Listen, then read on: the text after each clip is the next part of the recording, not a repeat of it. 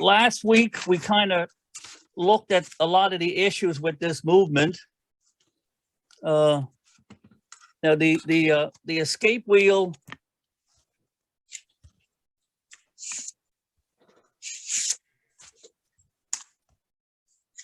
was topped, and what I mean by topped is if you don't release the power when you're taking it out, the escapement will spin over the top of the teeth and curl them off, and it effectively makes them shorter, and it leaves a little curl on the end that you have to straighten them. So what I did, I already straightened this out, but I have a big pair of tweezers, and you can see the stains on them. I think somebody before me used these to straighten pivots. So they would heat these up fairly hot and grab a hold of pivot. And then when they're spinning it in the lathe, that helps to straighten it out with some heat without direct heat. So good idea. What I do, so what I do is I grab a hold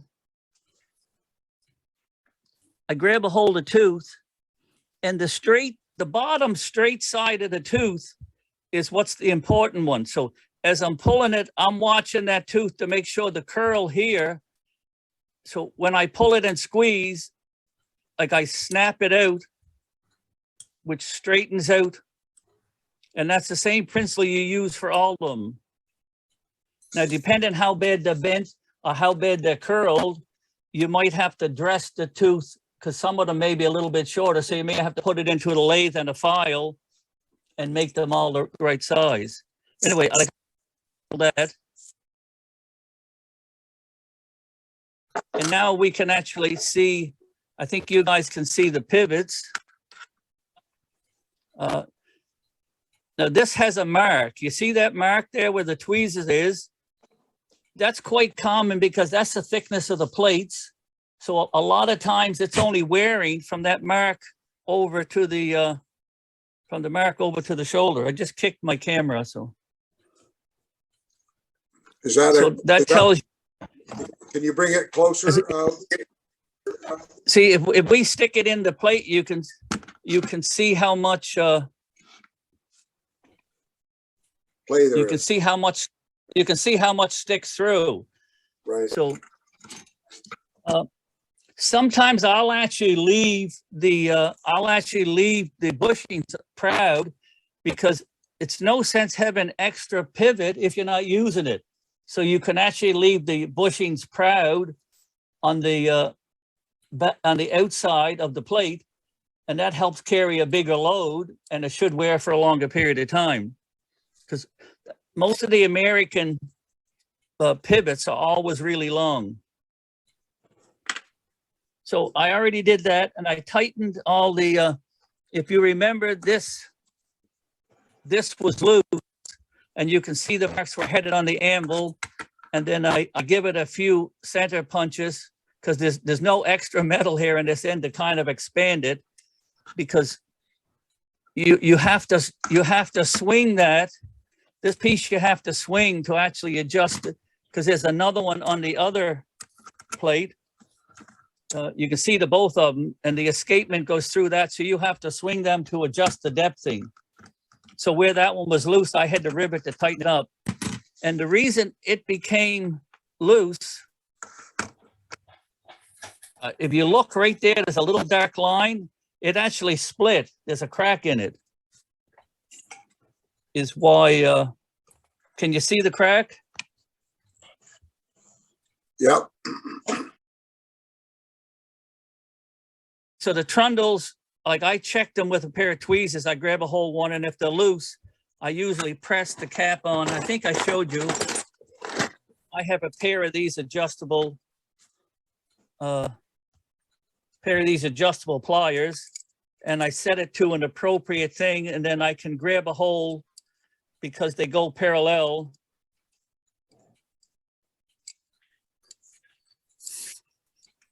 So then they'll reach in, and then I'll just lightly gently squeeze it as I go around to tighten that cap back. When is it cold? Yeah. Wendell, those trundles on that pinion look pretty good. Are you going to do a session on how to rebuild a pinion, a lantern pinion, if the trundles are really badly worn? It's not something I have written down, but anything is possible. Now, I'll show you something, what I did. Yeah, and Michelle has a question. Yes, if the square roll is too loose, can you use solder? Can you? I've seen that. I don't like doing that, but I have seen a lot of people put a lot of solder on the end of them. It takes away any flexibility. You might get away with some glue. See, because those end caps, I'll go back to that other question. So I made this machine, and you notice it's milled out here. It's milled out so I can put a thing in it, and then on the other side I have this bolt that I made. So now I can actually push, and I can, if I screw it up careful and keep that straight, I can slide the cap off a little bit. So then I can slide the new trundle in and then push the cap back on. So this was a tool, I think I seen a picture someplace. That's what it looks side on. And I have a hole in the end of the bolt for the, so that I don't damage the pivot. Actually, that hole should be a little bit bigger for that pivot, but it was an experiment and kind of a work in progress.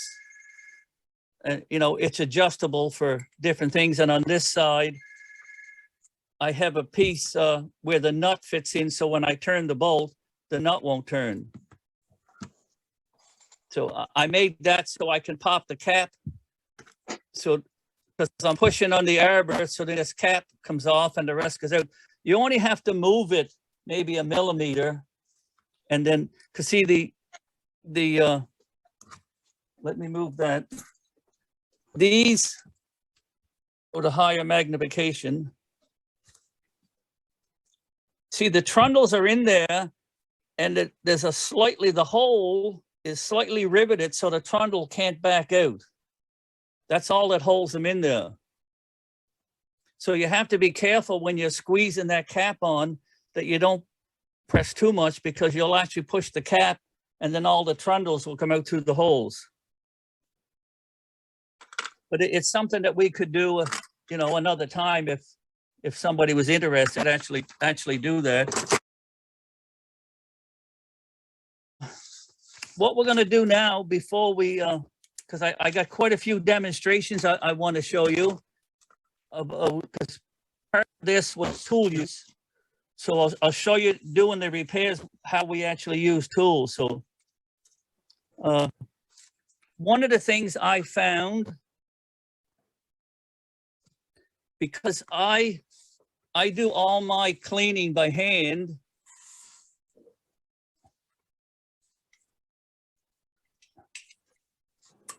Sometimes I find the camera is better with no lights on.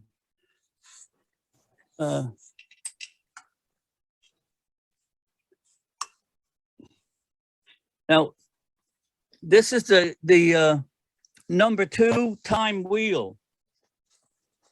And if you look really careful, you see right here, see that tooth leaning off to the left? A little closer. That tooth got jammed. I don't know if I can get closer. That's good. I'm That's good. magnified up. We can see. If I go any closer, so that tooth somehow got jammed. Now I marked it, and you can see a mark on the side of it where it actually got hooked with something. So it needs to be straightened. But before we straighten that, I'm going to demonstrate the use of the depthing tool. that was a topic that come up. Okay, this is my clock depthing tool. It's made by Oscar Wilde. No, J. Malcolm Wilde. So in the movement, if I set these in the movement,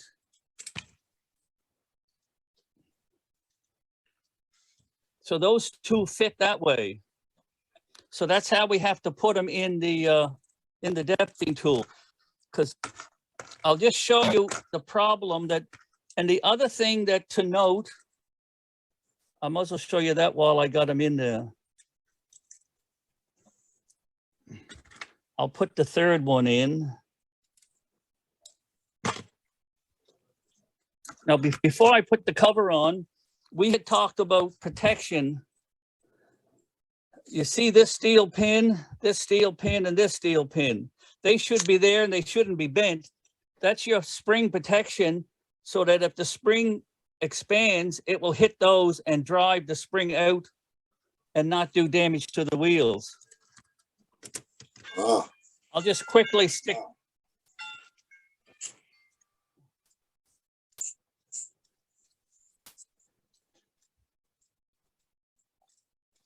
Okay, I've got them put in.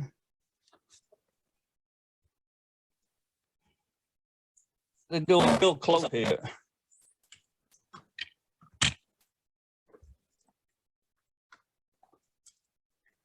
Now, what's important to look,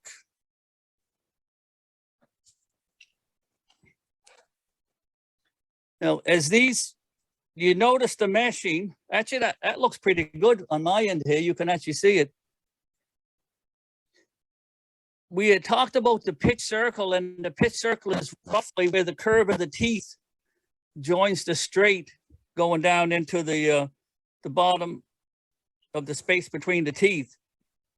And you can see we have play here, and you see it's running roughly about halfway the depth of the teeth, the trundles from the, which is where you really want it to work. So like I'm moving that it's moving very freely, nothing's sticking. And if we look at the other one,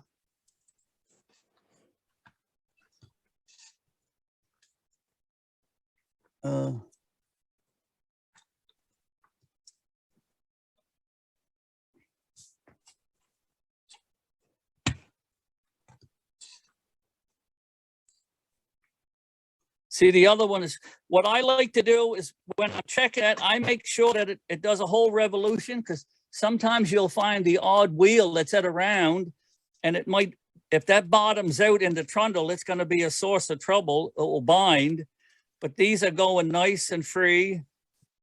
And you see when I spin it, it's running roughly about halfway down, which is really close to where the is. You see how curved part of the tooth catches as it's going? Any questions on that? So you need to look at every one of those, especially if you're going to put bushings in, because sometimes, now this particular clock was already all bushed. So to me, that becomes suspect, because you don't know if the person who did the bushings knew what they were doing and actually was careful when they lined everything up.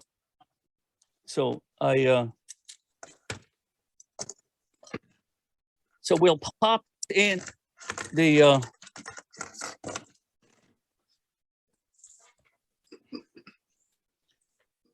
so this is the way they have to go. Now, these are special ends in the depthing tool. They got big cups to hold the, so that they're tapered, so that the winding arbors, which are much bigger than pivots, will fit into them. and what was the name again on that, Wendell? J. old- Malcolm Wilde built this one, but I don't think he's doing them anymore. Now, there's a screw down in the bottom that you turn it clockwise and widens. Right. You widen it out. So the other ones that you see, they have a very small hole because you're dealing with small pivots, but they're tapered so that they self-center.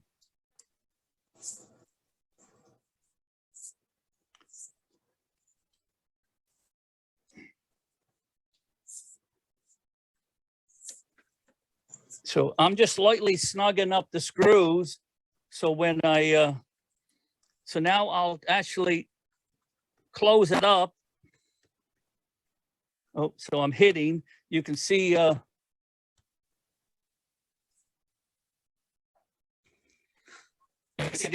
what I'll do is I'll loosen 2 screws and just slide it to center it on the trundles. And then I'll slowly, okay, so I'm just starting to mesh.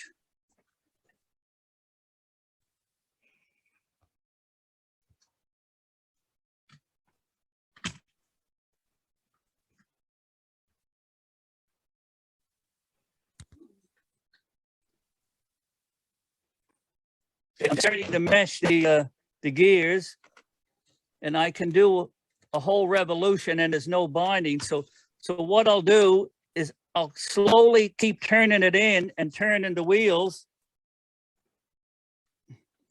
Okay, now I'm actually bottoming out. I'm almost to the bottom, and this is still running nice and smooth, so that's good. But it's much deeper than what you would normally run because we're deeper than the pitch circle. So that bent tooth is not causing us any grief. What we'll do is we'll fix it. I wouldn't pound on it because you'll make the tooth longer. So I have a little, this little miniature adjustable wrench. So I'm going to grab a hold of that. You're off camera. Yeah, I have to see what so I have a pair of parallel pliers that you can grab a hold the one tooth, and I'm just gently massaging it back in place. You moved off camera again. Now I'm going to get a file because there's a little burr on that. There's a little burr on that tooth.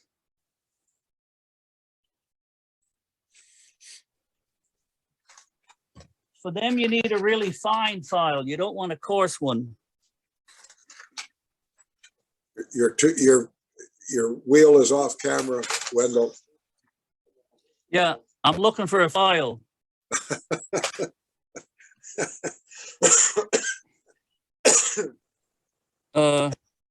Anyway, I'll just file it. You guys can file. I'm sure I don't have to. No, and Miklos has. So I'll just give it a couple of rubs. Okay. Go ahead, Miklos. Oh, yes, Wendell, I would like to ask something about this depthing tool usage.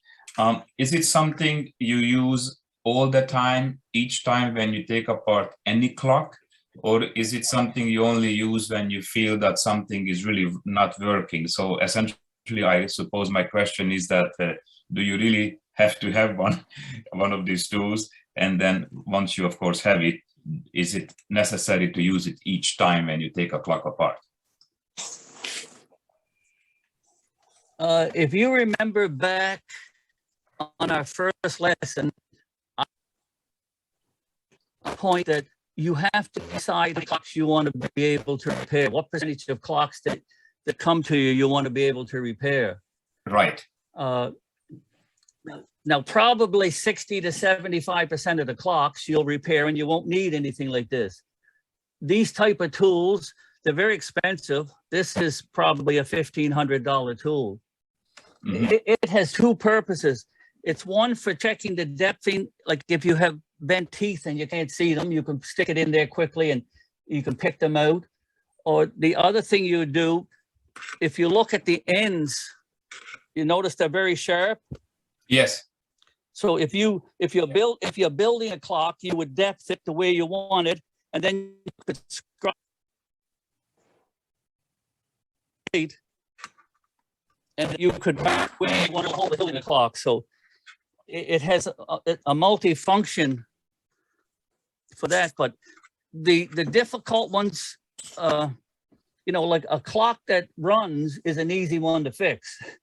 But you know, clocks that have problems that maybe somebody else was at, those are always the difficult ones to deal with.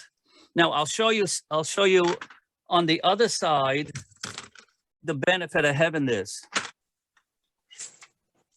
Because this is, I always stick them in the plate so that I get them at the right angle or the right direction. That's important. So this is the wheel off the chiming side.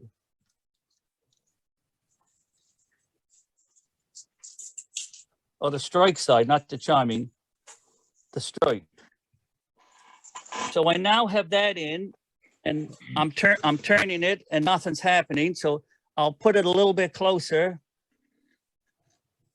It's just barely touching, but you hear that noise? Yes. It's very rough. Now it's a little bit better. So I'll go in roughly to where it should depth. You know, and it's not bad, but if I go a little bit deeper, I guess that's not the wheel I was having trouble with. One of these wheels, when I went in deep, it was binding. And so, you know, it's quick check that you can verify if you're unsure of a wheel, whether the teeth look good enough. You know, it becomes a quick check that you can use.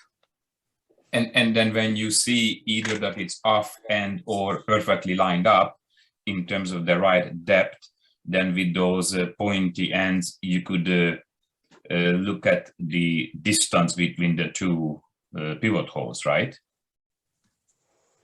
Yeah, you could use it to verify whether a bushing is in a correct place. Yes, yes. Yeah, but you know, it's a nice tool. I bought it mostly because I want to build a clock, and I have this weakness for tools.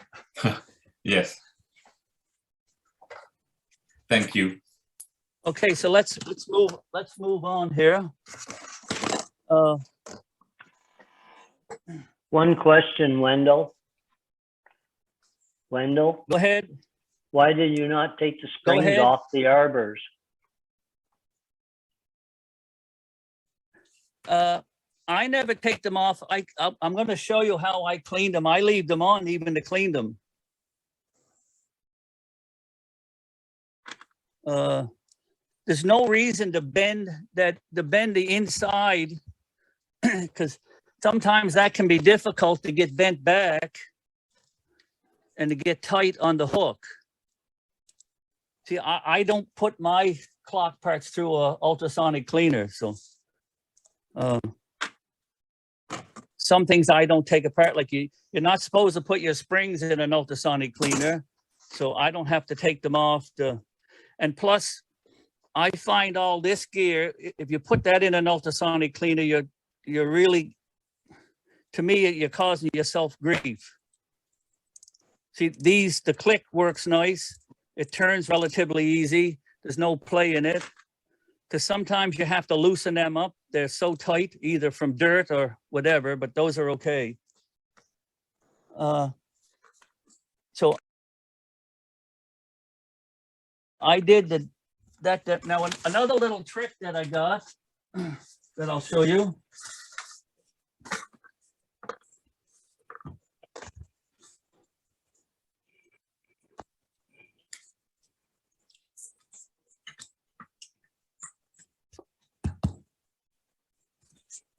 You see those little marks?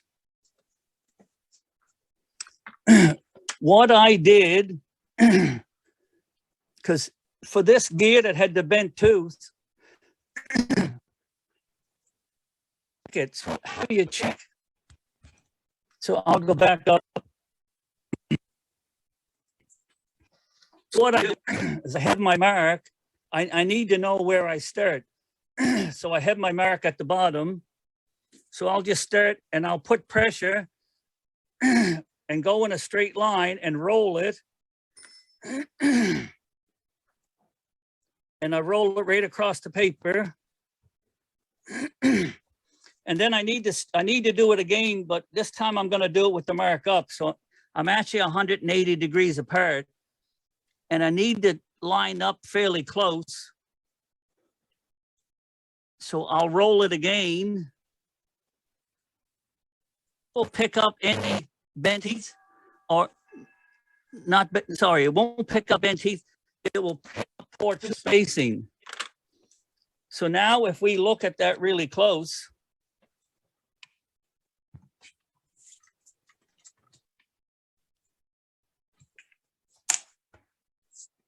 I guess I've gone up too far.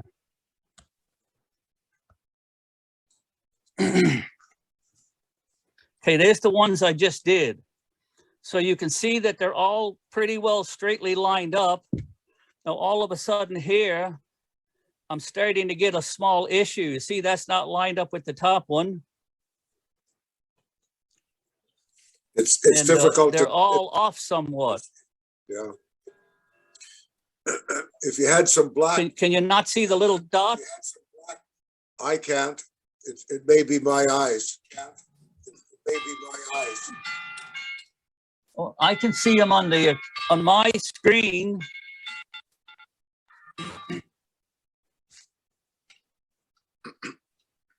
Is that better? Anyway, see this one, how it doesn't line up with that. Now, I did that wheel one time before. So that's a T2. So that's this wheel that had the bent tooth. That's T2. Now I did S2 just as a comparison for you. So this line here, this is S2. You see, they're all straight. Everything is lining up. Like the pattern's not changing right across the whole thing. You have to make sure you do a complete revolution. You see all those dots are still all lining up. So the spacing on that here is much better. So if we go back to the first one, this is the one that I did. So you can see that they're good.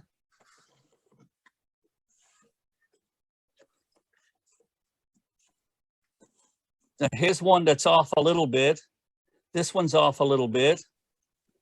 Like they're all starting to get off a little bit. So it's just a way to pick up. It's another trick if you're having an issue with a gear. It's a little trick to pick up whether there's any inconsistencies, you know, whether it's the wheel. Again, it goes back to that percentage of clocks that might have a problem. Like I didn't need to do that with these wheels.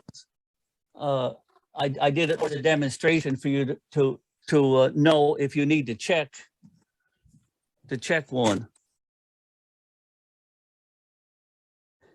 These movements all have, they should have, all the bushings should have oil wells.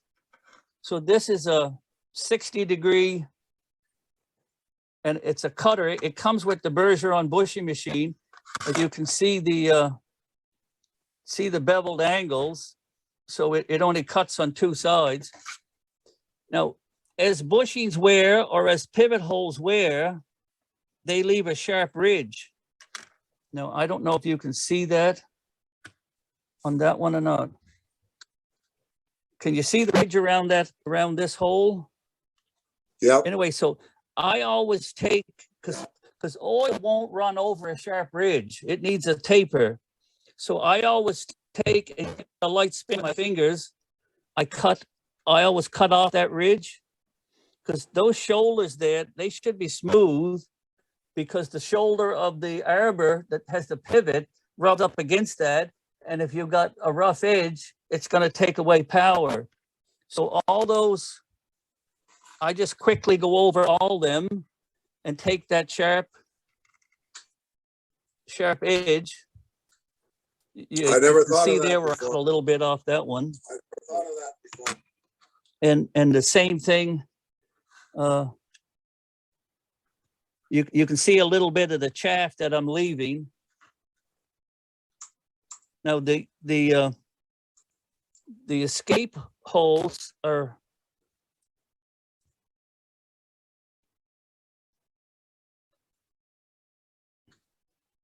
I don't know if you can, it's hard to see. Some of these things you have to take my word for it or come and visit me. Anyway, like you need to go over all the pivot holes that, because you don't want those sharp edges.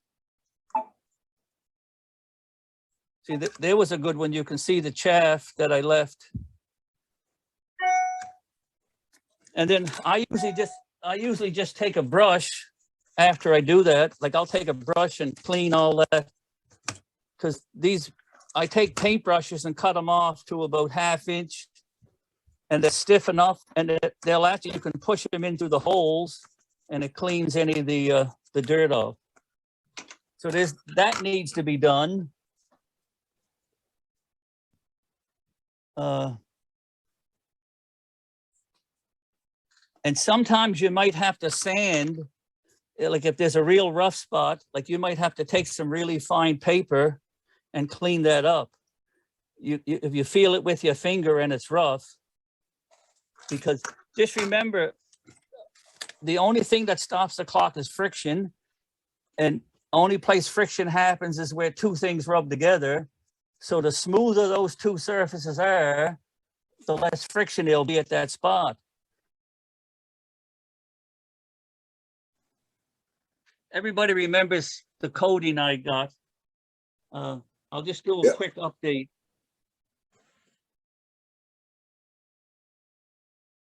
Here's my tray with all my stuff in it. And again, like I start from the left, and these will have a mark on the top. You see a mark in all these.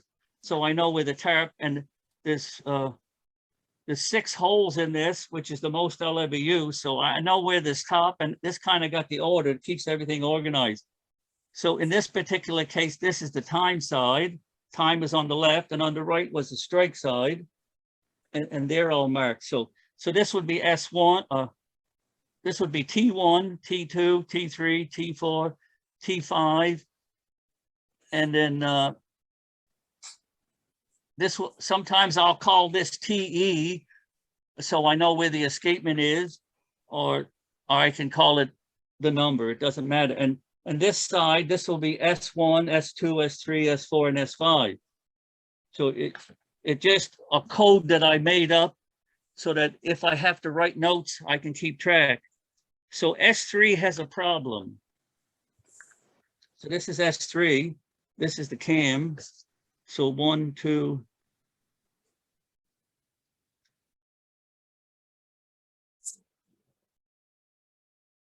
And you'll notice these all have 2 little, they're Sharpie marks. They rub off easy if you want to take them off, but I have a habit of leaving them on there, so I know that I worked on that movement if it ever comes back and I see those marks.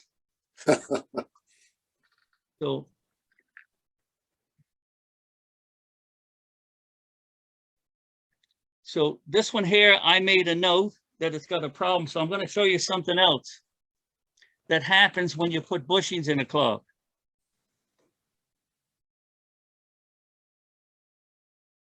Now, what I do when I'm checking, I got to raise up a little bit. So when you put a bushing in, you hope it goes in straight. So you see, remember we talked about that there should be enough clearance for a 5-degree slope each way. So if I go from the left to the right, I'm getting, there's more of a slope to the left than it is to the right. I would say this is the right amount of slope. That's not quite enough. So now I'm going to do it from the ends. If I can find an end where we can see in through. You see that? It barely doesn't go past straight. So somebody put that in crooked. And what can happen on these cheap American movements? The plates are very thin. They're only, I think they're like 1.5, well, they're 55 thou thick. I think that's about 1.5 millimeters. If those holes aren't perfectly lined up through the plates, if you have them really tight,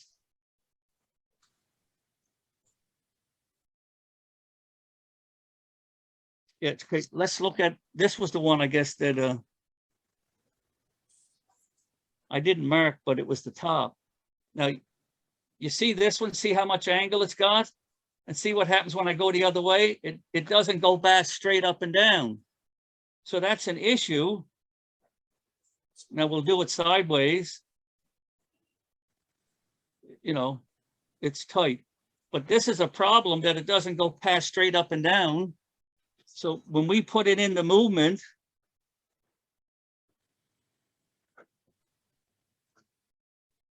if there's any error between, so if there's any error between the top and the bottom plate, see how sticky that is? And I always like to look. Let me zoom in again. That zoom's working good, isn't it, Paul? It is very good. So I always like to grab that, and I want to see there's no movement in that. That's tight in that bushing. So that if that's tight in that bushing, two things will happen. One, it won't take very long for dirt to build up in that and seize it up. And two is it takes more energy from the spring to turn that. So it takes more power and it will fail early. So somebody didn't broach. Well, I don't suspect any of these bushings were broached, because some people buy a big kit and it has every ID, which is the internal size hole, to fit any pivot, and they just grab that, drill it out, stick it in, and away they go. I only have about 8 or 10 bushings that I use regularly. They have a small hole and I broach them out to fit, and then I can straighten them up to make sure it goes from top to bottom, that that it's lined up really good. Because if the pivot hole in the top plate isn't perfectly aligned with the pivot hole in the bottom hole, then you got problems.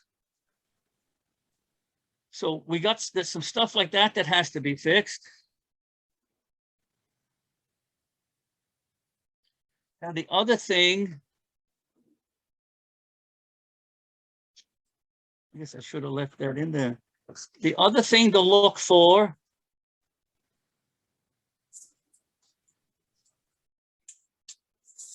let me zoom out a little bit. You see that wobble?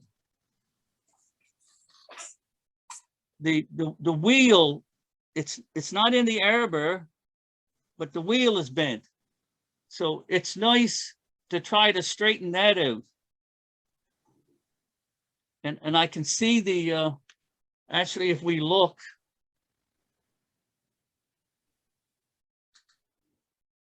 you can see the bent piece right there.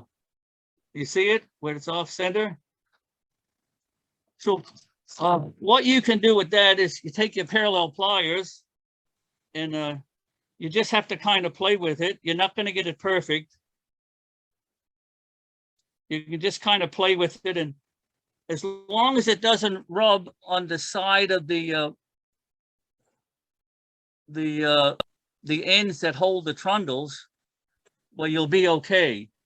It just that the wobble in it is not nice.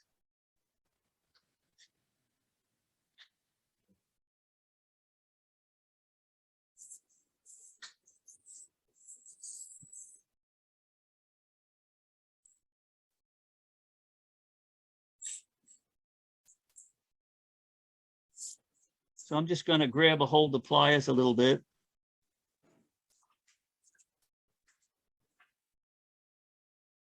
That's better.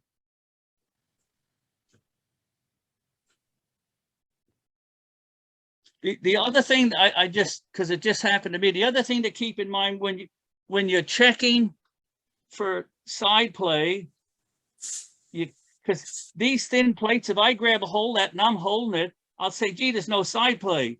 That's because I'm bending it. So the only way you can check for side play is you have to put all the nuts on the plates. You just roughly screw them down, and that's the only way you can check for end play in these. See, there's a fair amount there if I don't squeeze it, but if you're holding it and squeezing it, see, there's no end play. Let's go and polish some pivots, I guess, and clean a spring. Now, my spring cleaner, it's an Ollie Baker style. It's not made by Ollie Baker, and it has these inserts. Now, this is a number 3 and a number 4. So I have to pick one that fits the arbor. So 4 doesn't work. So now this next one is 5 and 6. 5 is too tight. That's like the 3 bears, right? This one is just perfect. So that's a number 6. And if you want, there's actually a gauge you can buy. If you have a whole bunch of keys, there's actually a gauge you can buy that you can slide keys over it. For instance, here's a key. So I can get one where it fits nicely. There, so it's showing that it's a number 7. Okay, this is a barrel. And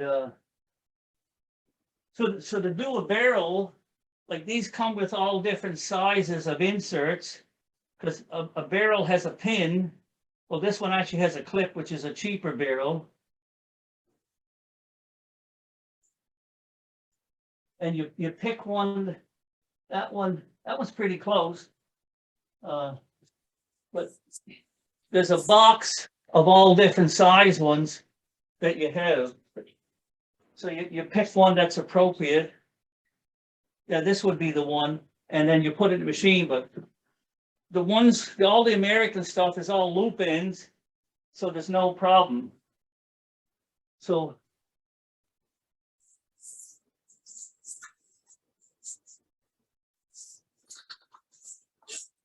okay, so this machine comes apart and it has 2 sides. You can turn it around depending on what you're doing. So we're going to use this post because the spring goes over that loop end, and then the other piece goes inside. And the insert within the head, it's designed, and then you've got a crank that you crank it up. Now, we're not going to use this piece. That's used for the whole end springs. Some of the, most of the ones in barrel have a hole in the end, but these are different. So we'll put this on. I'm going to have to put you more sideways so that I can work and you can see. So we put it in the end, slide the piece over the hole, and fit the other end of the pivot in. Now, if you make that too tight, you'll actually score the end of the pivot. So I loosen it up a little bit, and then I'll check it to make sure that this plays. So that way I know I'm not binding. So then the next thing to know is which way to crank the handle, because it goes both ways.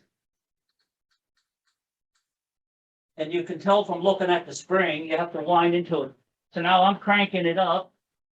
Before I do that, I'm going to put on my glove. Unless you want someday to have sore fingers and cut fingers, you better put on a glove. And sometimes I'll even go as far as taking an old leather glove and laying it over the top. Okay, so I've got it loose enough now so that the locking ring is off. So now what I'm going to do is change the ratchet. And I'll slowly, I always keep my hand on it in case something lets go, because I don't want it coming up in my face. So I'm slowly loosening it up. So now all the load is off the spring.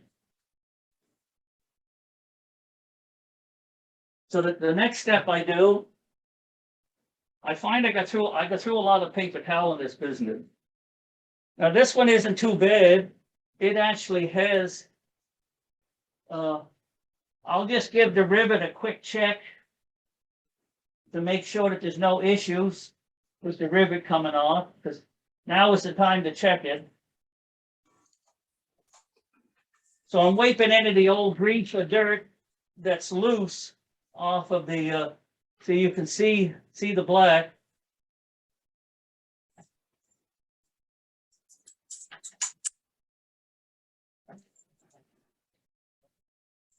Sometimes these springs have a mind of their own, and they like to jam over the post.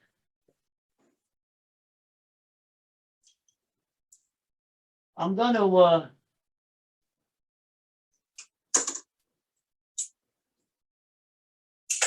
I'm getting a handful, so I'll pull that out until there's only maybe 2 or 3 turns, because I don't want to unhook that, and then I'll change the ratchet so that it locks it, because I don't want to bend that inner loop. So now I've got my ratchet, and I've wiped all these. So then I have these green scrubby pads. So you can see what the spring looks like there. So I just polish them. I'm taking any of the old hard stuff off of it, because they're going to come up just like nice shiny metal. It's good to check both sides, and then before I wind it up, I'll wipe. See, I wiped it off. There's no dirt come off of it.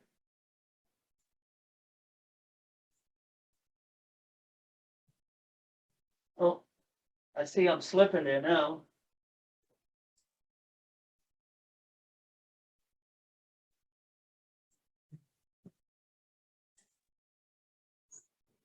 Yeah, it caught. So I did bend it a little bit, I guess. So I'll do that the whole spring. I think these springs are 96 inches long, the American ones. And then I'll wipe it again. So I'm just going back to spring. Getting in it, because this one wasn't bad. It didn't have too much hardening. Because some of that old original grease oil they use turns green and really hard, and it gets sticky. Because you want these springs to slide nice.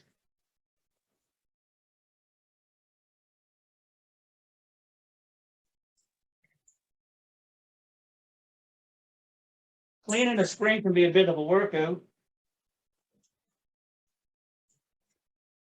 I'm also feeling with my fingers as I'm doing this whether there's any bad kinks or anything like that in this spring. You're always looking for stuff that doesn't belong. It's no sense looking for what belongs. Always look for what doesn't belong.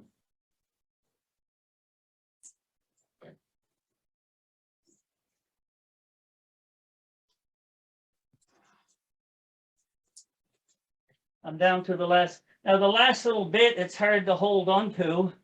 So you got the loop in. I just have a nail that I put through it. And then I can hold it and clean the end.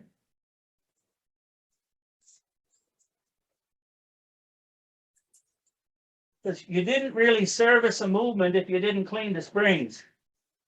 Sometimes you'll get springs that are so sticky and hard.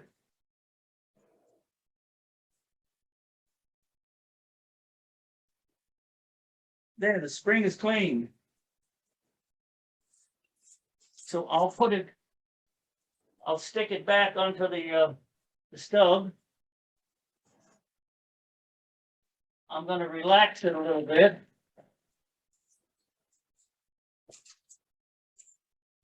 Can you see how clean the spring is? So I have two different oils I use. I have a light one.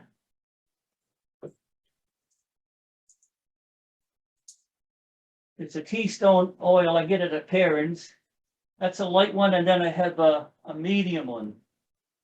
I use the heavier one on these American springs because they're heavier.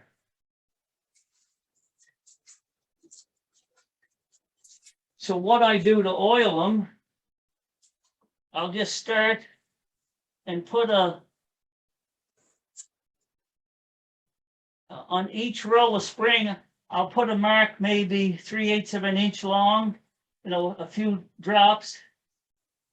I don't know, can you see? Yeah, you can see what I'm doing. And so then what I do, are you still there, Paul? Yeah, it's very clear. So then what I do is I crank it up, and that will distribute all the oil. So I'm going to hold my hand over it again.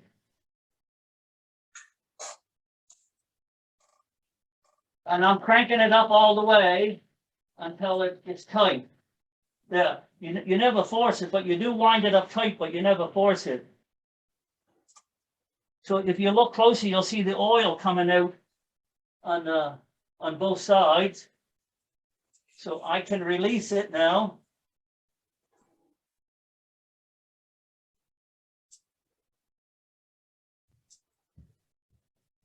Never let go of that handle because it will go flying. So you can actually see, let me see if I can.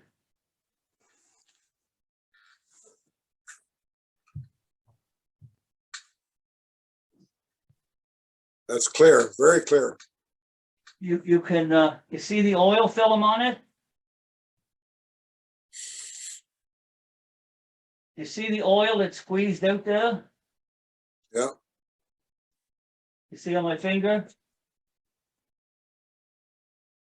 So I've got good coverage inside and out. So I'm going to lock, I put my clip on.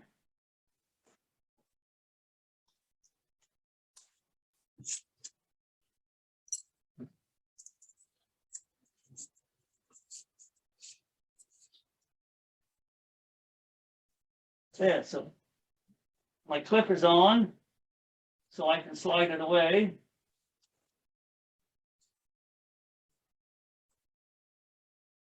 And you can see the oil. I've got oil on both sides.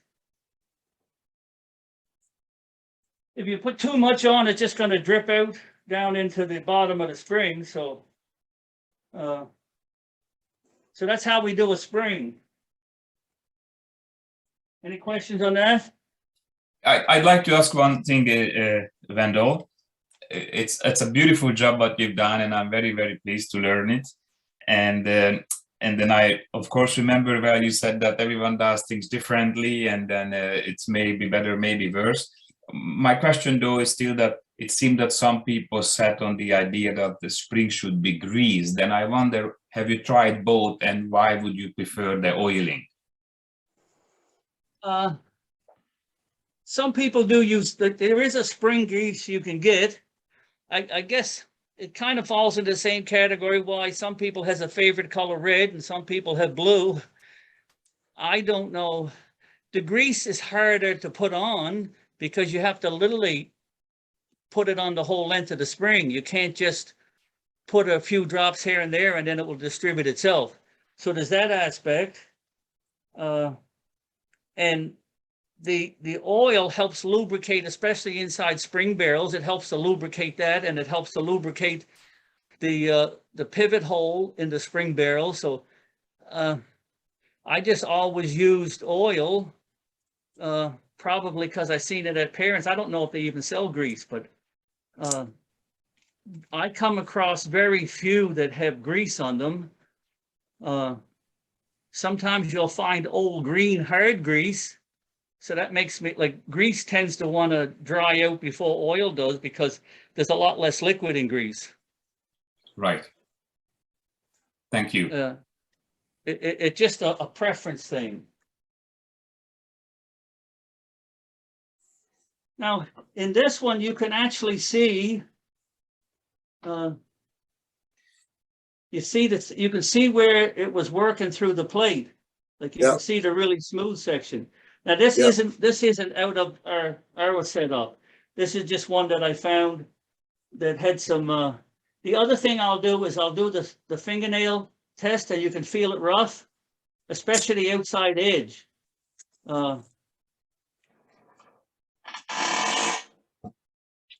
Let me get a piece of paper towel, something that's white. You see the outside edge here, see the ridges? And there's ridges inside, and your fingernail will feel them. If you slide it along, you'll feel the roughness. So I wanted one that was real bad to show you what I do. So I have this machine called, this is called a pivot file and burnisher. It's designed specifically for pivots. Now, if we look at the profile, as soon as I can find it in here.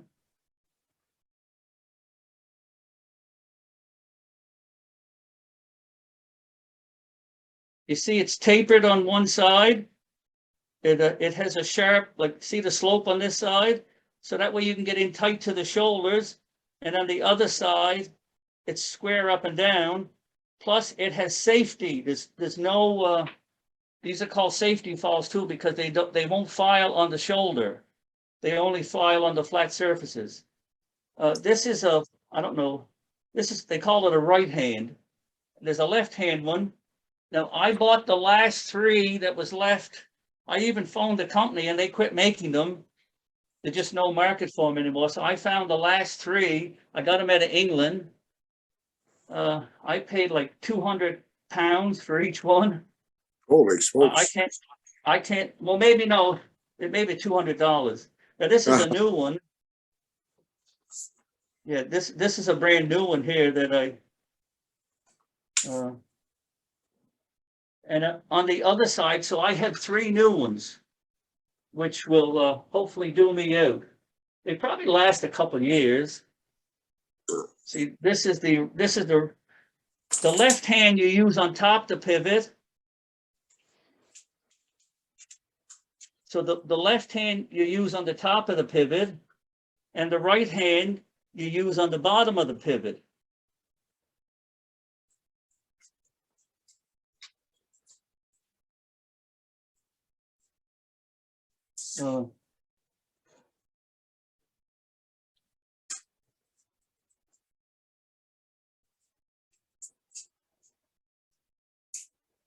But they're as scarce as hen's teeth.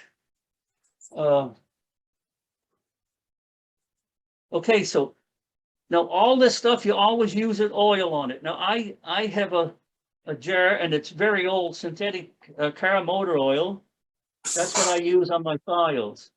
So I will put some on it, because you're always doing this. Now on the other side of this is a burnisher, which is a very, very, very, the same profile and everything. So I'll actually put some oil on it, because everything you're doing under, now I have this lathe, that's all I use this little lathe for, is for doing these, and it's variable speed.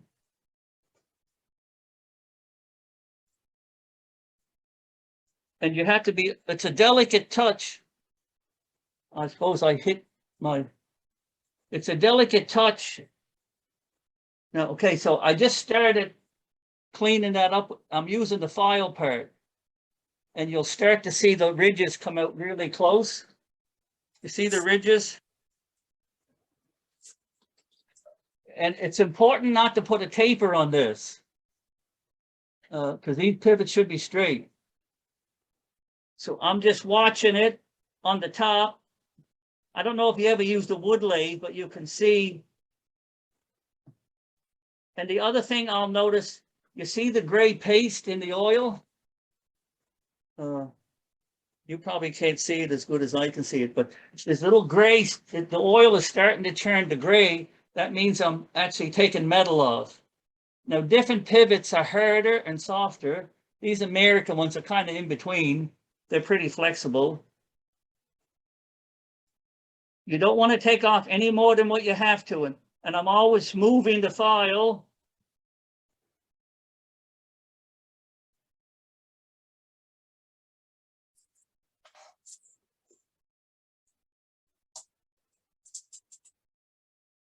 I should have measured it beforehand so we know how much we took off, but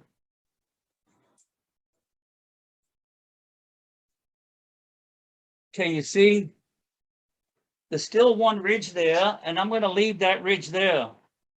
So now I'm going to go to the other side, and I'm going to burnish it. Burnishing it, you do faster.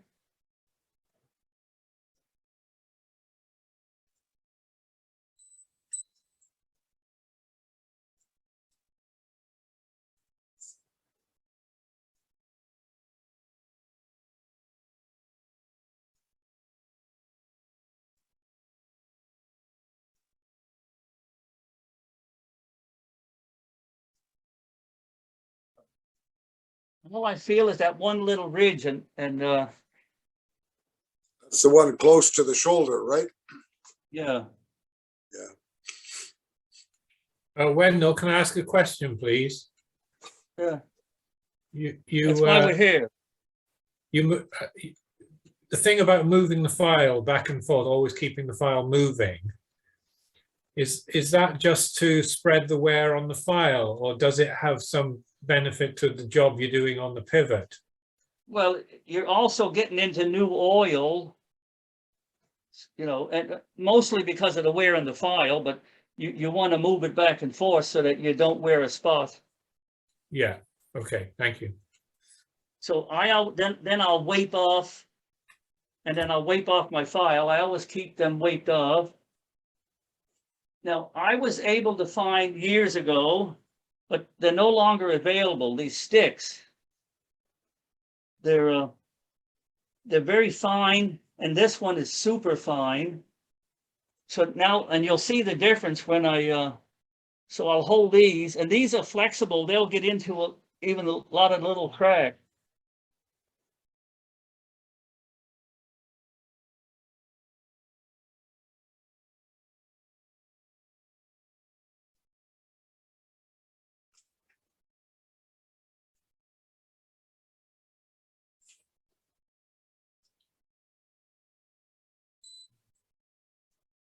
So this is also doing the shoulder, because you want the shoulder as good as the pivot. So now I'll do the super fine.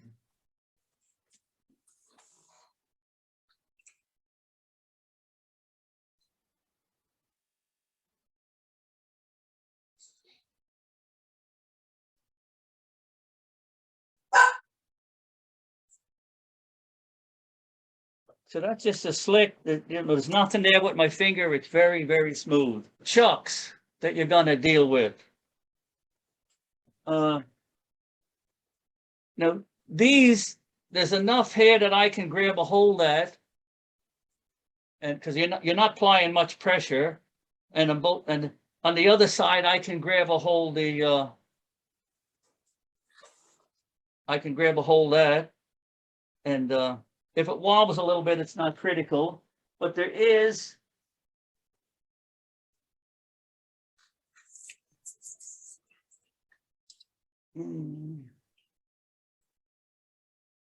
let's say this one. I can't, there's nothing there for me to grab a hold of. You never, never, never grab a hold of pivot because you'll break it. But you can actually put in, there's another chuck called an inside chuck. And you can actually lightly grab a hold the teeth. So you need the two chucks to properly do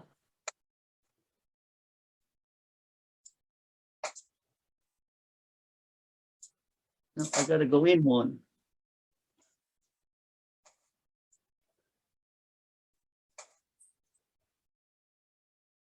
It's hard to hold this. Now I got greasy hands.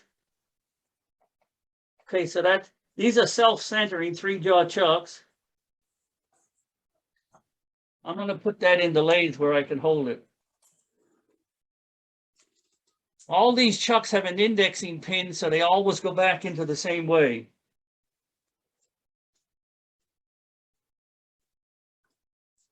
Be careful how much torque you put on them, right? You can see where it fits in there nice, and I'll turn it. And it's not too bad. So that's how you'd have to do that one. But again, because you're grabbing a hold of wheel teeth and they're only brass, you cannot put a lot of pressure. Because, well, you can actually see the brass bending. But it's a way that you can grab a hold some of those teeth. And there is another chuck that you can buy. It's called a 7-jaw self-centering chuck. And it's designed to grab a whole wheels also, but you're grabbing it by 7 jaws and it's self-centering. The problem I always found with these is the center hole is so small that sometimes, like if I have to turn it around the other way and grab it, it won't fit down. I can't grab it. So the other chuck is much more valuable. Those 2 chuck, an inside and an outside chuck, is what you need. And that does 99% of your stuff.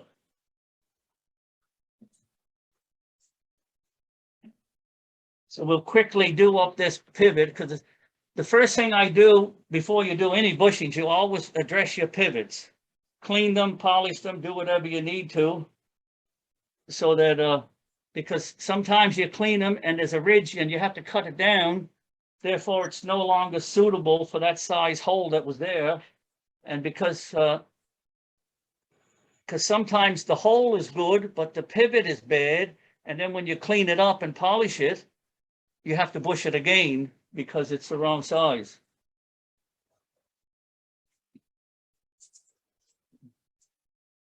So this one I don't have to file. Most times you're just burnishing.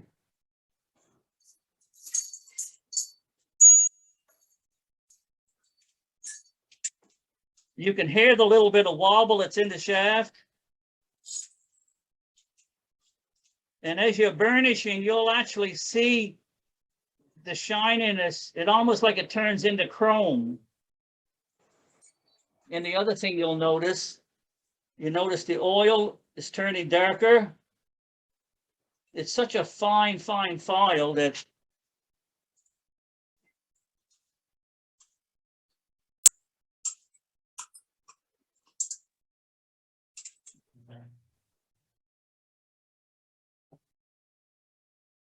and they say burnishing should be done fast.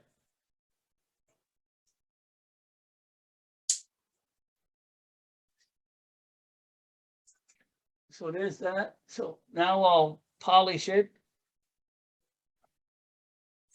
We're still seeing it clear. That's not real clear. Sometimes I hit it with my head and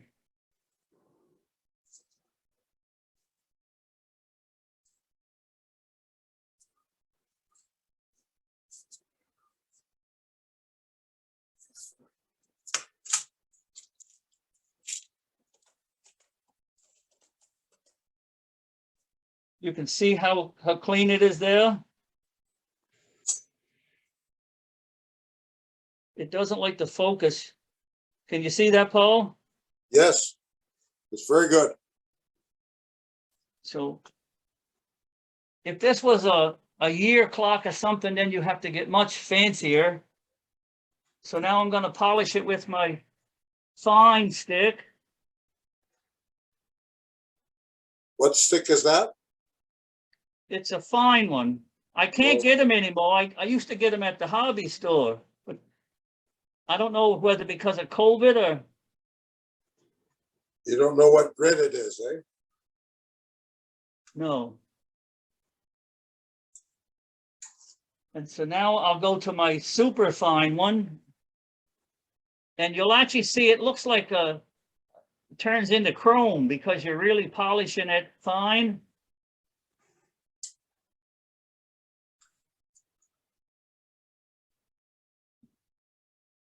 How we doing for time, Paul? We're at 4:30 right now. We have half an hour left. Okay, so that's nice and smooth.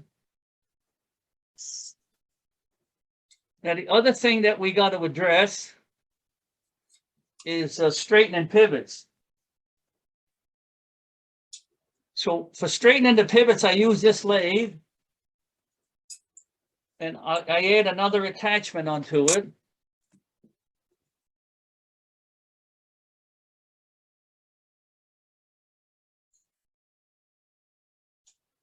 And I use collets, because collets are very accurate.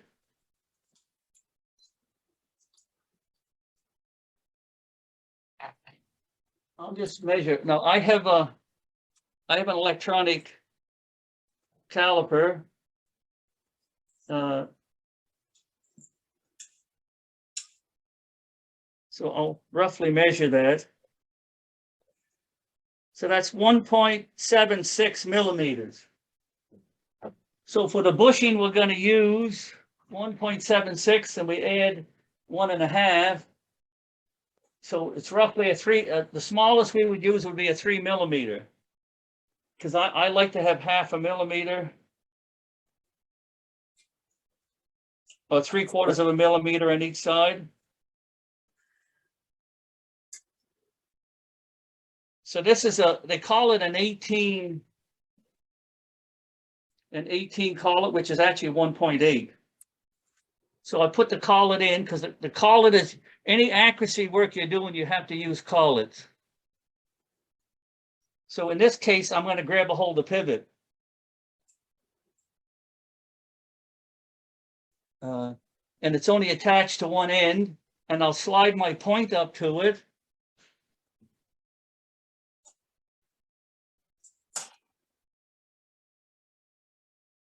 And then I won't use the motor, and I spin it. And there's very, very little bit of movement to it. So that's acceptable for this grade of clock. So then I'll turn it around, put the other pivot in. Oh, now you'll see something. See that? Can you see that pivot? Oh yeah, very clearly. So the pivot is bent. Yep. So what I do is I rotate it until it's away from me, and then I just use my finger and gently. Now depending on how hard the pivot is, you have to be careful because you can break them. So I've got some of the air out of it. It's the whole length of the pivot you have to shift. Yeah, see, I've clamped onto the pivot with that collet. See how I'm getting down? Yeah. So I'm going to turn it around and check the other side.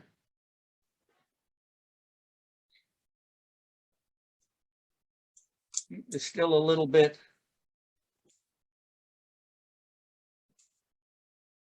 So you can see you've seen how much that turns, so you can see the binding that would cause in those bushings and the pivot holes if you didn't fix that. That's right.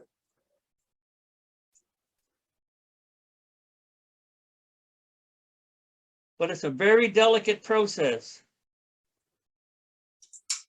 Yeah, I'm reasonably happy with that compared to what it was. We've got that under really high magnification, and when you look at it with your eyes, you can't really see it. So I'll turn it around again. Now I don't slide, I leave it out. When I'm sliding it in, I leave it out a little bit. What do you mean by that? Well, if you slide that in tight, it's Oh, I hard see. to bend it, right? So I leave a Okay. little space, not much, enough so that if I have to bend it, can move, and I'm not prying up against the shoulder. An interesting one to check is the escapement one.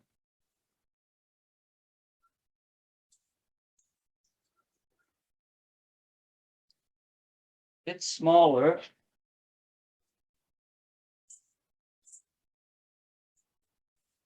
That's a 1.4. Now this one you can't rotate because of the crutch. You can't rotate it all the way around. You see how that's moving? Like that one's bent.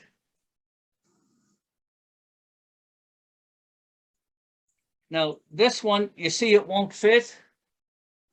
So sometimes you got to bend that crutch a little bit to get it to fit in the collet.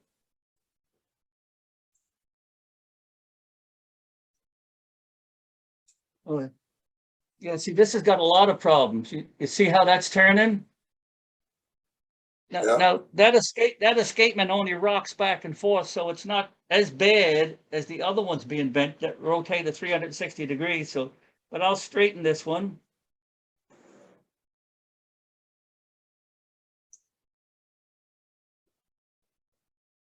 Is everybody falling asleep?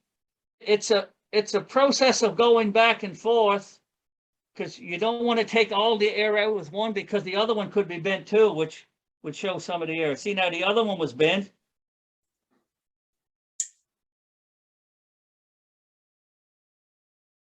And I suspected this was having a problem because that piece let go, the other side that held this, the rivet let go, and the escape wheel top. So somebody probably give it a number.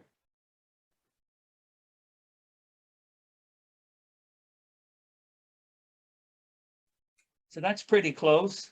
But that's the process what you have to go through to fix all, because it's no good polishing anything or doing anything if you don't straighten out the bent pivots. And depending who had it apart before, they pry them together and they jam everything, and they commonly get them bent. Okay, so we're going to do a bushing. The bushing machine comes with a whole bunch of different cutters, and I found the only way to get an accurate bushing hole is you start with the smallest cutter you have and work your way up to the size you want. Now, what I'll do is I have codes for everything. If these were worn, I would find out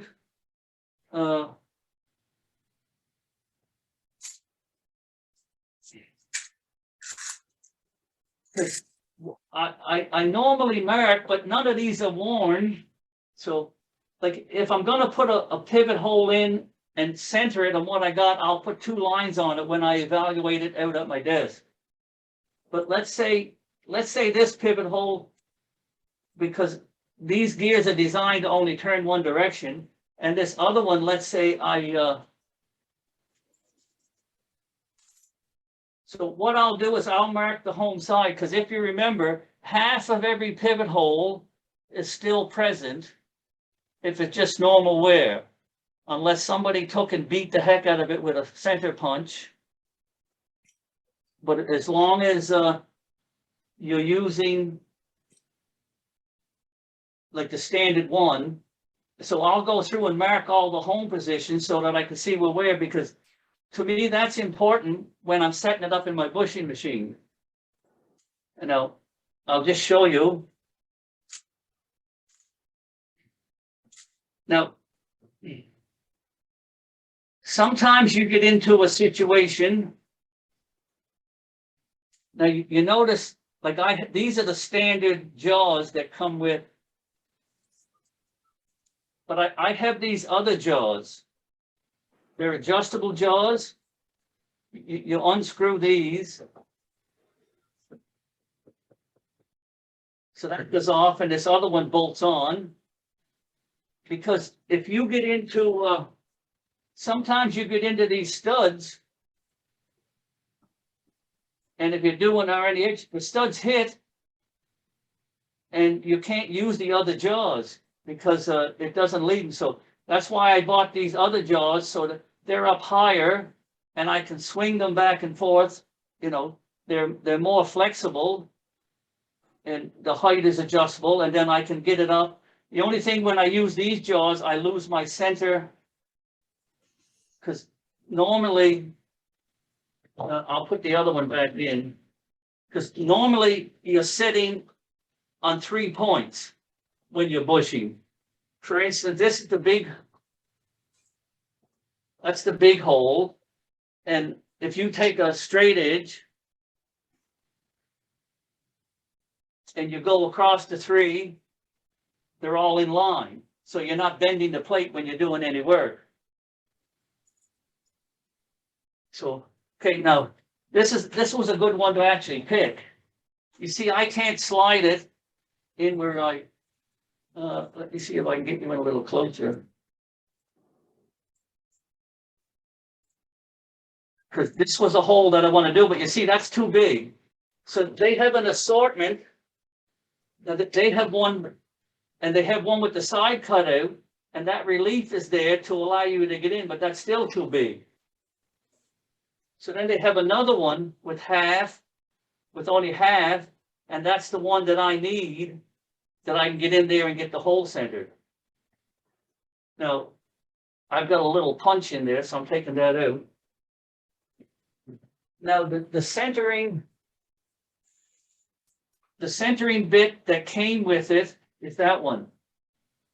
That's quite useless. I made a new one, and you see the difference in the angle, because this one, it's too big around the point, and it makes a shadow when you can't see the center. Right. So I made a number of parts for mine. Like I made some smaller stubs, because sometimes you don't have much room to rivet the, so I'll put my new piece in.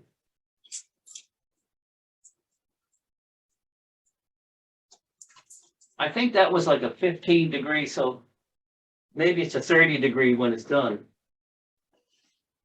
So I can,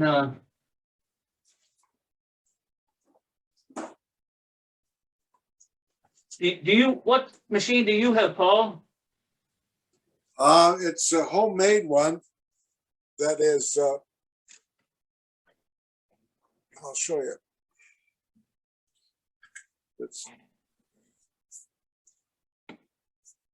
So the wheel comes down and I use a different method. I'll show you it after. Okay.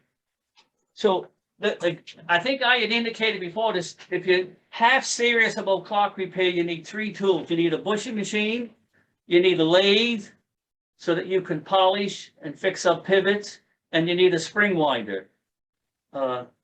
You can do some of this other stuff manually, but you don't have the accuracy and you don't have the speed to use in a machine.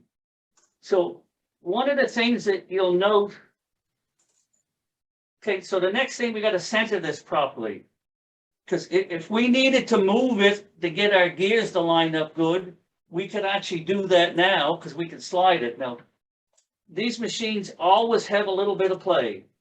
The shaft, and we use that to our advantage. You see it moving back and forth? We use that to our advantage. So let's say I wanted to move it to the right. So I'll pull it to the right. So the most I can get out of it is the amount of play that's in that shaft. So now when I lower it down, I'm going to try to zoom in really close. If I can find my,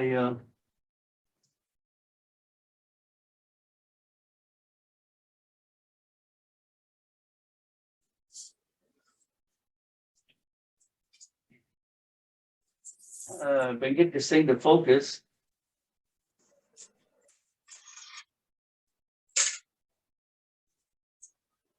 Okay, so what I'll do is I do this in 2 different directions. So I hold it to the right and I see how much play and where it comes down into the hole.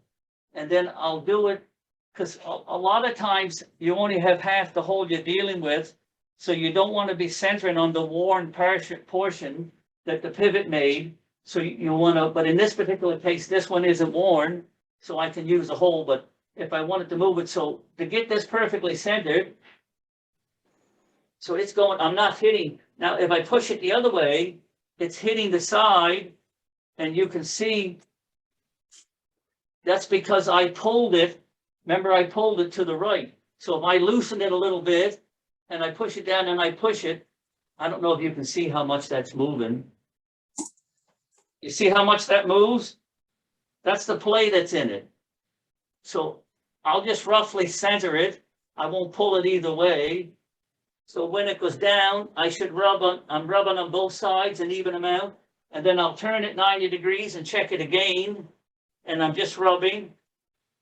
Okay, so I'm happy with that. I'm centered as good as I can get it with this style of machine. So I lock everything is locked down. So I take my screwdriver and take my, take that pointer out. Now, I actually bought a special little bit. It's actually a 1.2 millimeter. Bergeron doesn't sell bushings that small, but it must have been something they have. So on the really small holes like carriage clocks and stuff like that, the holes are really small. You end up putting in a 2 millimeter bushing, which is the smallest that Bergeron has. So I need to get the hole started, because if you try to center a really big bit, they're not really made to cut on the point. You don't get very good work. So we decided we were putting a 3 millimeter. So I'll start off with my 1.97. 2.97. What's that? 2.97. No, 1.97. I'm starting out with small. Remember, I always start and work up. Okay. Even in machinists, if you want to drill a good hole, you start with a small bit and you go several sizes, and then basically the size you want, you're just reaming the hole out. Right. Because the bits will wobble. So you use the same principle. So I'm just cutting lightly. There, I hardly cut anything. But I cut. Now the other thing that you can do is, if you want to move the hole a little bit because of the play, you can only cut, like if I go in, let's say I only want to cut half, I can take a couple half cuts and you can actually see. Now, because this was bush, a lot of times you can use the oil wells as a guide whether you're staying centered or not. But so we're going down. Okay, so I actually popped out the old bushing. You see it there, my finger?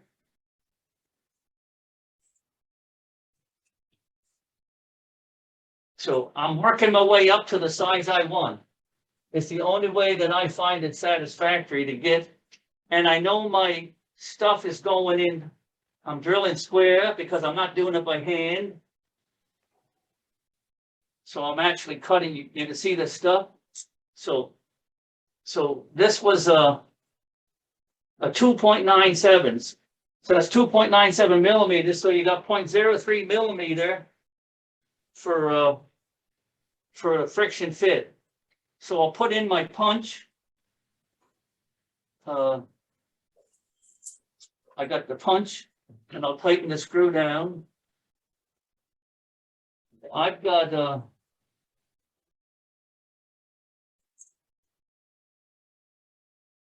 it's important, so I'll measure it. So the bushing I got is a 2.97 OD, and it's a 1.95 thick, so it's 2 millimeters thick, but this is only a 1.5, so it's good to put in this one. So the best way to put the bushings in is from the inside out, because if you notice, if I can get that bushing to stay there.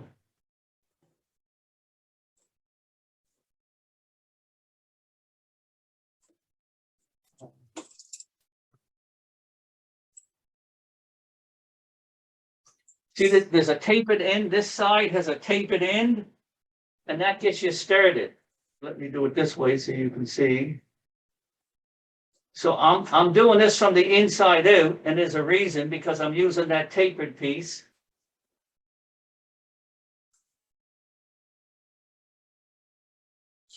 Did you drill from the inside out? No, I usually drill from the outside in so I can use my oil well as a guide. And that's where I put all my markings. Okay, because I can't mark the inside when the movement's together when I'm checking it. So I'll lightly just tap that because I want to get it set right before I pound it. So because I want to get it parallel. So I'll just use my hand on the top of the thing and I'm tapping it down. Now I have these nice new cutters, which I'll show you how they work. So that's it's pretty well flush, but I'm gonna go a little bit more.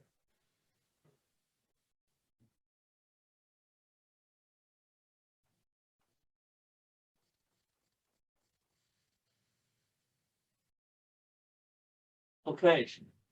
So now what I do is I take the that stump out and I'll use my really narrow one because I want a solid stump because now I'm going to rivet it. So I'm just lining that up.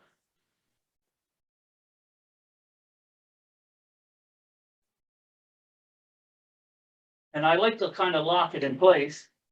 Now I'll go back and show you what I'm doing.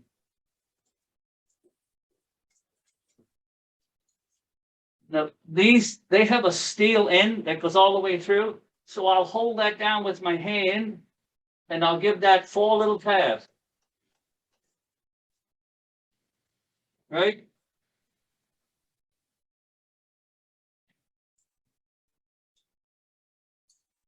There was actually a rivet there and it actually went through. It didn't rivet as good as what I had hoped. See there, I could use a different stump, something that was even smaller around.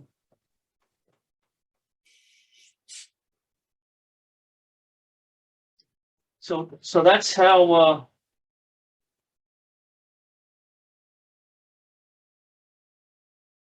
so now we have the rivet. And if we look at it profile wise,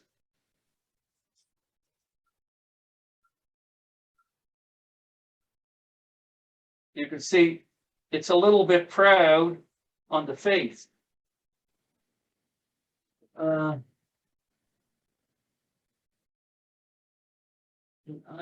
gotta find. Sometimes what I have to do, and in this case, what I would do is I would take this. I have a little anvil here.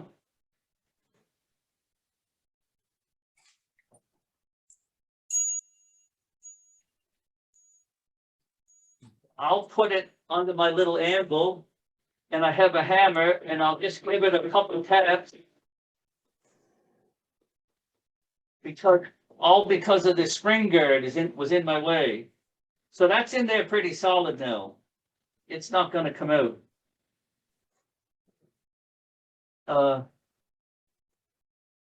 The next thing that we need to do to it, I'll show you these neat cutters that I found that pairs. They're made by Burnisher.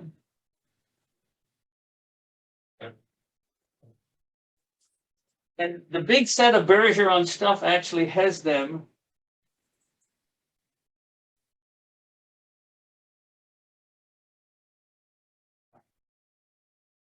It's got 4 cutters and a little centerpiece, and that centerpiece fits. It fits down in the hole, and you can quickly clean that shoulder off, just a lickety split. It saves a lot of filing on the inside of the plates. is that to chamfer the edge before you put the bushing in? No, that's to make the, because see, instead of having every bushing that Burnisher has, there's about 8 or 10 that I commonly use. And I tend to use one a little bit longer because I want to fill the whole plate up. So then I used to file them down until I found these. So now I can actually cut them down very quick. Where are we at here? So I'll just hold that and you see I can spin it and you see it cutting that down. Oh, yeah, yeah. So Very slick. see the nice finish. Yeah. This is on the outside. So the next step is to use the cutters, because now we have to get the pivot to go through that. So what I'm gonna do now is get out my broaches. They're 6-sided.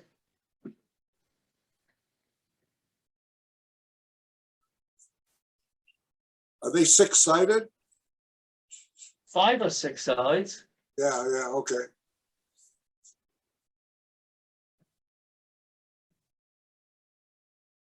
Where are we at? Okay, here. So now what I gotta do is to get it broached out to the side. And it's important to keep that square, so I'm always looking. You see, that's at right angles that direction.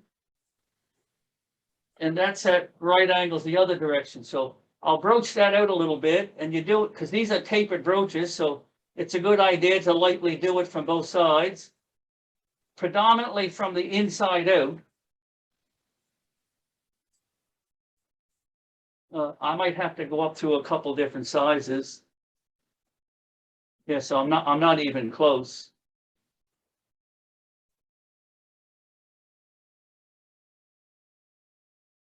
So then I have another size that's a little bit bigger.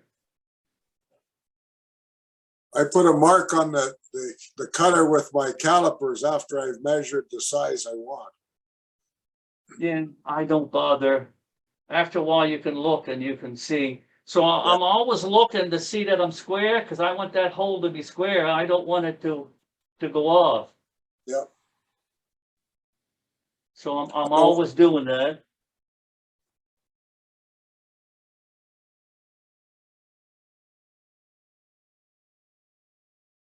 So these are cutting broaches that I'm using. There's a difference between a cutting broach and a smoothing broach.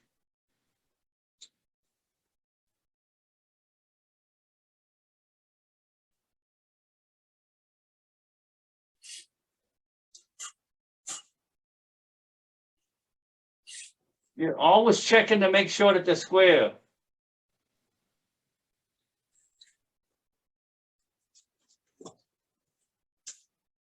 So I gotta go up another size.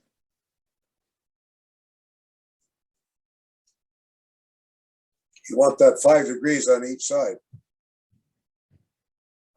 So I'm really close now.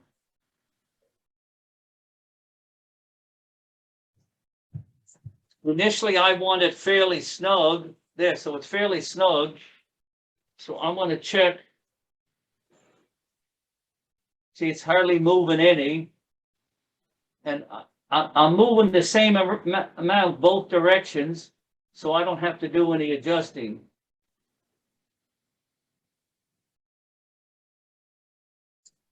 So I'll touch that up on the inside.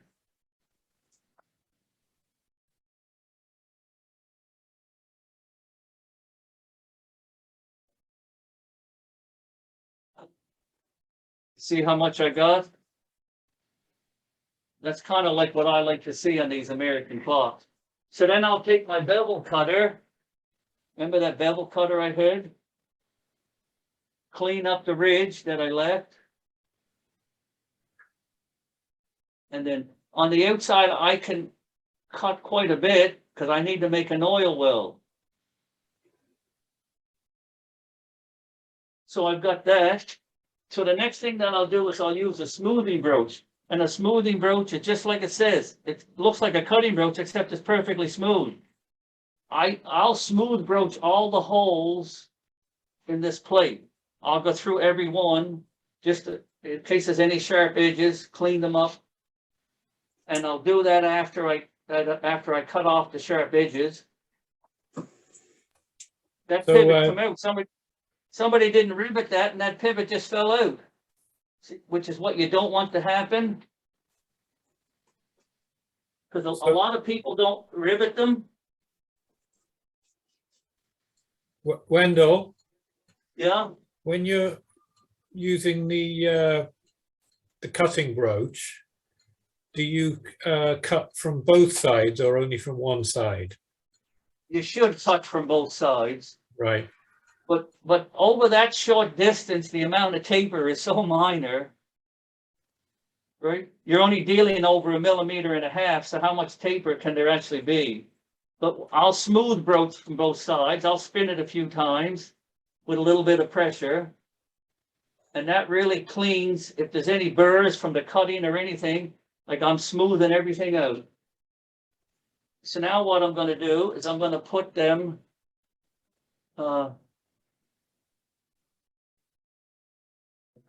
put it in the well, I'll do it alone first. When I put bushings in, I only do one at a time, and then I stick a couple wheels together, and yeah, see how much that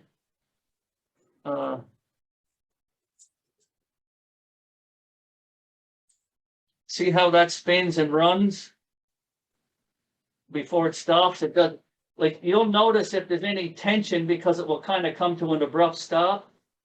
And the one that I did is on the top. Let me zoom in here.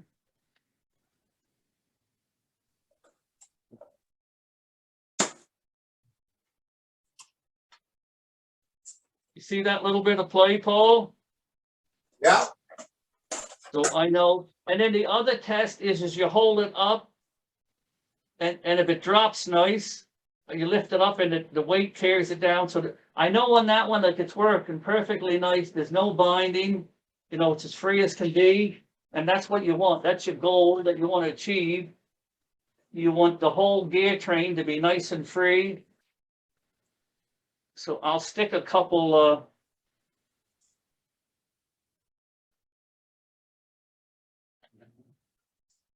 so I usually put gears in it in threes.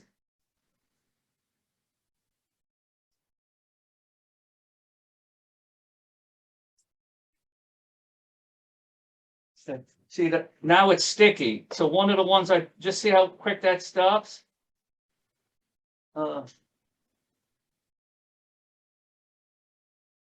Yeah, that second one's got no play in it.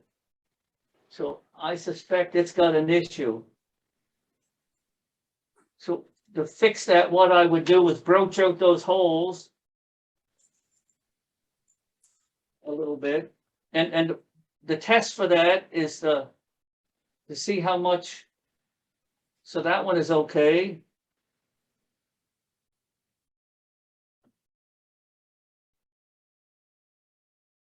You see, that one doesn't go. Oh, that one's okay.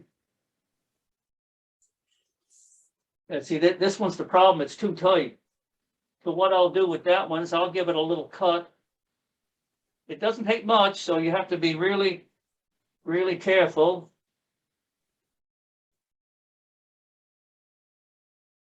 And then I'll smooth broach it.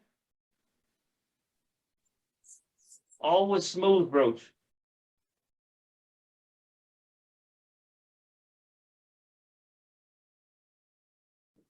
So you see now I got some movement in it.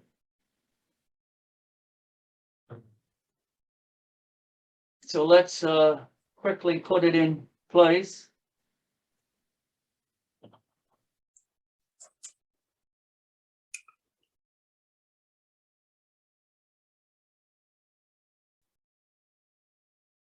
You really, when you do it this way, you really get to know the movement,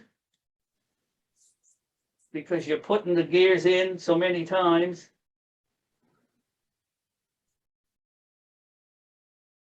But you need to get really up and personal with these things to find all the flaws. And you see the difference that made? yeah, I just give it a little spin. See how much longer that runs? that's beautiful. That's So beautiful. that's kind of the process that you have to go through with every bushing, depending on the quality of job that you want to do.